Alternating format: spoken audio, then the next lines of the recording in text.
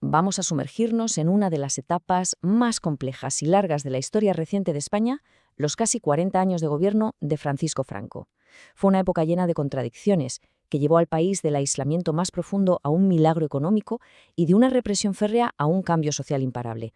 Un periodo, sin duda, que marcó un antes y un después.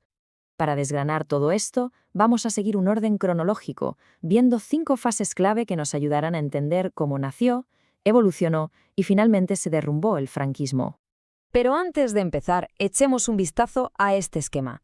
Es como el mapa de todo el recorrido que vamos a hacer. Vemos cómo empieza todo, con la consolidación del poder y una economía cerrada, la autarquía. Luego ese giro hacia el mundo, el desarrollismo y finalmente la crisis. Nos da una idea general de todo el proceso. Bueno, pues arrancamos.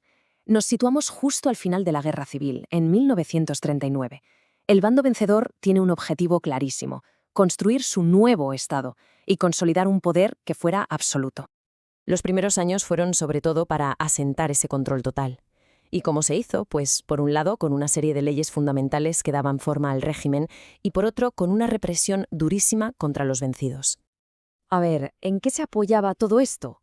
Pues básicamente en una mezcla ideológica de nacionalsindicalismo, de inspiración fascista, y un nacionalcatolicismo muy conservador. El poder real lo tenían el Partido Único, la Falange, el Ejército y las élites económicas de siempre. ¿Y el método para mantenerse? La represión. Mientras tanto, en el mundo estallaba la Segunda Guerra Mundial. La posición de Franco fue un auténtico ejercicio de equilibrismo. Pasó de declararse neutral a apoyar veladamente a Hitler y Mussolini para luego, cuando vio que perdían, volver a la neutralidad. Fue una jugada arriesgada que le permitió sobrevivir. Claro, la guerra termina, las potencias fascistas son derrotadas y de repente España se encuentra completamente sola en el mapa internacional. Se convierte literalmente en un paria. Imaginaos la situación. Finales de los 40. La recién creada ONU condena al régimen. Los embajadores se van. Y para colmo, España queda fuera del Plan Marshall, la gran ayuda americana para reconstruir Europa. Fue la época del aislamiento total. Y ante ese bloqueo, ¿cuál fue la respuesta del régimen? Pues cerrarse todavía más. La gran idea económica fue la autarquía, un intento de que el país fuera totalmente autosuficiente sin necesitar nada del exterior. Una idea que, sobre el papel, sonaba muy patriótica, pero que en la práctica iba a ser un desastre. ¿Y cuáles fueron las consecuencias? Pues las peores imaginables. Años de cartillas de racionamiento, de escasez, de hambre. La economía se estancó, la inflación se disparó y, claro, surgió el mercado negro, el famoso extraperlo, como única forma de conseguir lo más básico. Fueron los años del hambre.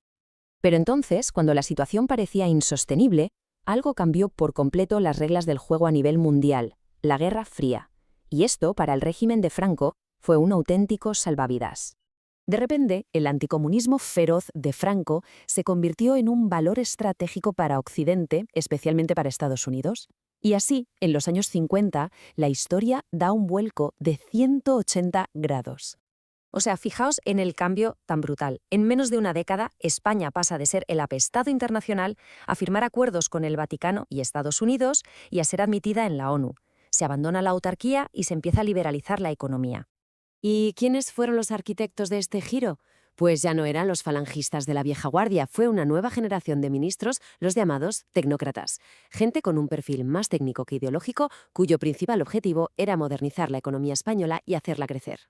Y esta nueva política económica, esta apertura al mundo, desató una auténtica explosión de crecimiento. Es la época que se conoce como el milagro español. Los años 60 son, por tanto, la década del desarrollismo. Se lanzan grandes planes para industrializar el país, el nivel de vida mejora muchísimo y España, por primera vez, llama a las puertas de lo que hoy es la Unión Europea. Pero, ¿de dónde salía todo ese dinero para crecer tan rápido? Pues fundamentalmente de 3 sitios. De las divisas que traían los millones de turistas que empezaban a llegar a las costas, del dinero que enviaban a casa los emigrantes que se habían ido a trabajar a Europa y, por supuesto, de la inversión extranjera. Pero aquí llega la gran paradoja de esta etapa. El país se estaba modernizando económicamente, la gente viajaba, veía otras realidades, pero la estructura política seguía siendo una dictadura anclada en el pasado. El desarrollo económico no trajo libertades políticas y esa contradicción inevitablemente generó nuevas tensiones. La oposición ya no era solo la de los exiliados de la guerra, ahora estaba dentro y venía de frentes muy distintos. de los universitarios que pedían libertades, de los obreros que se organizaban en sindicatos clandestinos como comisiones obreras y de los movimientos nacionalistas, sobre todo en el País Vasco y Cataluña. Y así llegamos a principios de los 70. La olla a presión estaba a punto de estallar.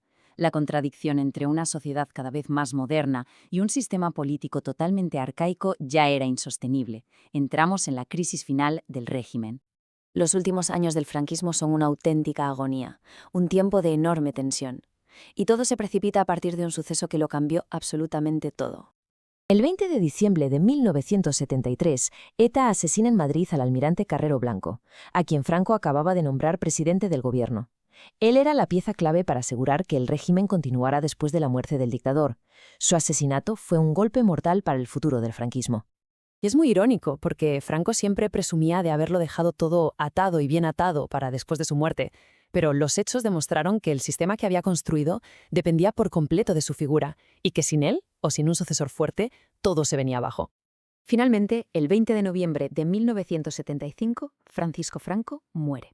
Se cerraba así un capítulo larguísimo y muy duro de la historia de España.